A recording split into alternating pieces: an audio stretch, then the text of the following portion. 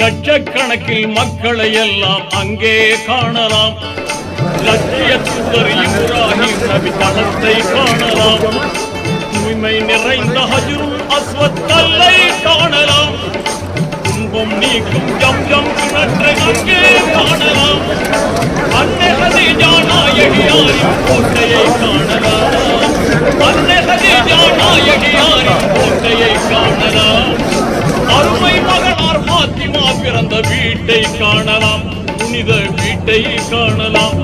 லப்பைக் லப்பைக் அல்லாஹும்ம லப்பைக் லப்பைக் லப்பைக் அல்லாஹும்ம லப்பைக் இன்னல் ஹம்த வன் நிஅமத லக வல் முல்க லப்பைக் லா ஷரீக லக் லப்பைக் லப்பைக் அல்லாஹும்ம லப்பைக்